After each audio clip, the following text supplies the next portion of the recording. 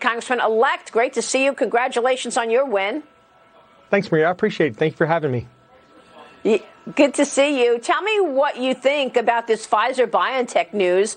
I know that President Trump told us for some time we would be getting a vaccine by the end of the year. People laughed at him, and here we are talking about Pfizer wanting FDA approval by the end of this month. Well, absolutely. I think it's a great thing. I think it gives us a lot of hope for what's to come. And I think it was President Trump's aggressive action early on that brought this about, with the Warp Speed program. Nobody else on the other side was talking about manufacturing, doing the research and providing for the logistics all at the same time. That's never been done before. And the money that he dumped into this, I think almost $10 billion into vaccine development, has now paid off for us. And we're going to have a vaccine before the end of the year.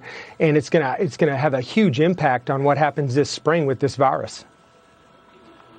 Yeah, but we were just talking with a member of Joe Biden's coronavirus task force, and he said, look, it's all tied. It's not one story versus the other, the vaccine versus the economy. We need to be much more aggressive. He's expecting a dark period. We are entering a period. He says that we could see 200,000 cases a day. It sounded to me, Dr. Jackson, like we were going to see another lockdown coming soon if these numbers keep up.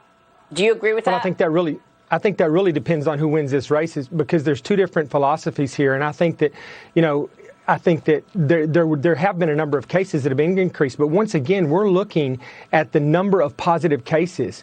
And the mortality rate and the hospitalizations have been pretty stable. Now, it is the fall. It is flu season. So we do expect that we're going to have an increase in utilization of hospital beds and things of that nature. But I think that if we can get the vaccine out and we can vaccinate a large part of the population, that's going to have a huge impact on how this virus spreads. I think that we can still logically and safely keep our economy open and basically just manipulate the country where needed without shutting the whole country down again. I don't think that's going to be necessary. I really don't. Dagan McDowell, jump in here. I didn't feel like that's what we were getting from Dr. Osterholm earlier, Dagan. I don't know how you felt and what you heard out of that interview, but please jump in. Well, he was beginning to dismiss the efficacy of the vaccine with older Americans. You kind of just dismissed that. And Dr. Jackson, Congressman-elect, I just wanted to quickly correct something I was talking about. I was talking about the observed case fatality ratio, which is the number of deaths either per 100 confirmed cases. It's the number of deaths per 100 confirmed cases.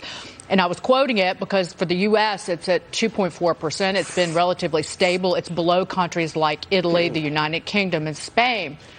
But Dr. Osterholm, Dr. Jackson, called that meaningless. Is the observed case fatality ratio meaningless?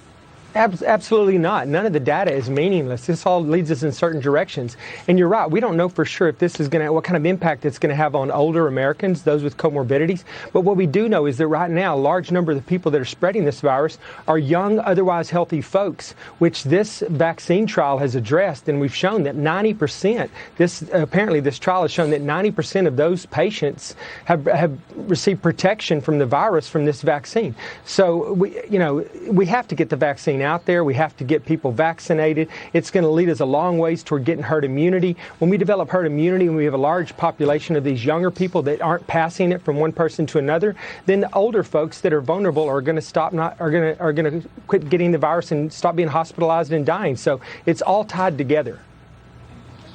What are your priorities in Texas, Dr. Jackson?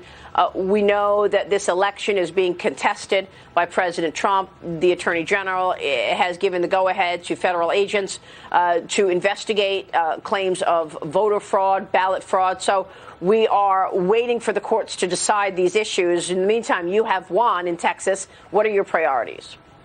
Well, yeah, we did. We won big in Texas. We won, I think 23 out of 36 of the seats in Texas. We won all 7 of the open seats, and we didn't lose a single incumbent. So, we did well in Texas. I think my goal is to get out there. We have to reestablish trust in our voting system, in our election system right now. I think there's 70 million plus people that voted for President Trump that don't have confidence in our system right now. And in order for our democracy and our republic to remain strong, we have to maintain that confidence. So I think I'm with a lot of other politicians right now. We need to establish that confidence in our electoral system right now.